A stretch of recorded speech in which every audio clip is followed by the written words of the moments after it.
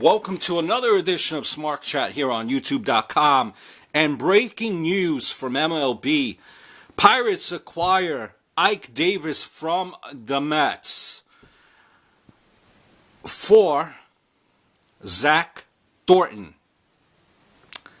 Zach Thornton from the Pirates, who the highest that he's been as far as a professional baseball level is the AAA, which is the level that he obtained last year. He has never been in a major league season.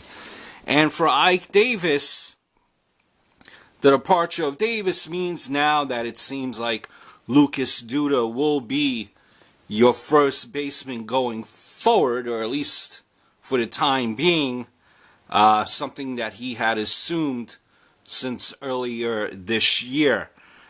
And what can you say? It ultimately ends the era, or disappointing era, for a young 27-year-old left-handed slugger.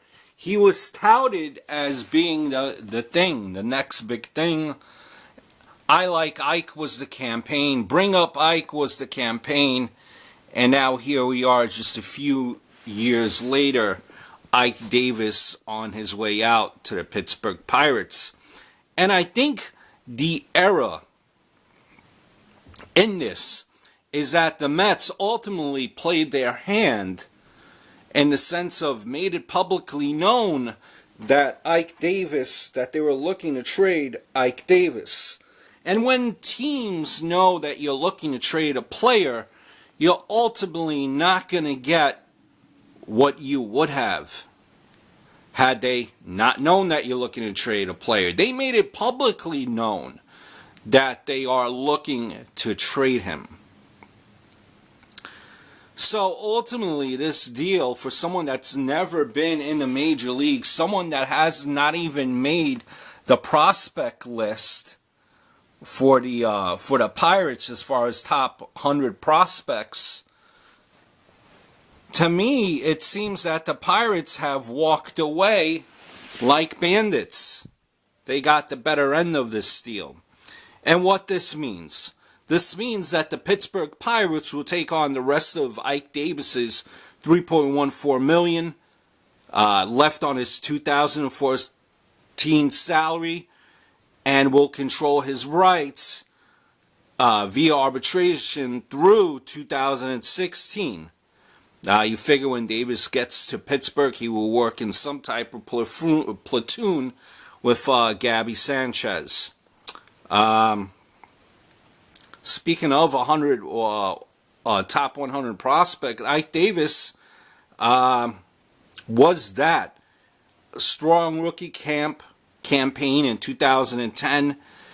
Hit 264, 351, 440 on base percentage with 19 home runs at just over 600 plate appearances. Following year, he started off hot as well. Hit 302, 383, 543. Before he was sidelined with ankle injuries. During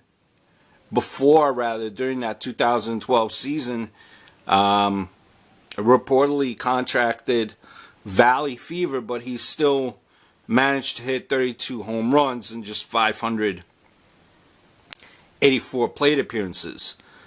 On-base percentage dropped though that year to 308, and he's really not returned to form since.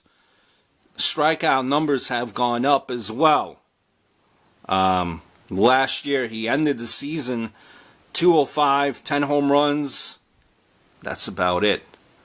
So ultimately what happened here with IKE Davis? Seems like valley fever, the ankle injury, kind of deterred him, knocked him off his path that he was going on. The naysayers started chirping and playing for a big market like New York. What have you done lately for me? I think that's where it started unraveling. He was hurt, valley fever, ankle injuries, and all the doubts, the questions, the haters started coming in. And ultimately, I don't think he was able to put that behind him playing in a big market, like New York. I think what's going to happen, honestly, is that Ike Davis is going to stick it to Met fans when he reaches Pittsburgh, and he will be eventually a great, maybe not a great, but a productive player. Being that Pittsburgh is a small market and no one really, it's not much media there. So I think ultimately if the Mets were to trade Ike Davis, they could have gotten something more for them had it not been known that they were looking to trade him. And personally, I would have kept Davis over Duda. Don't forget, Davis was a top 100 prospect. That's it.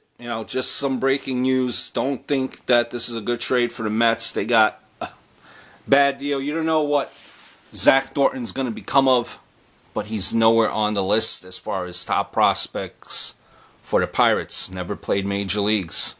Who knows what he'll be?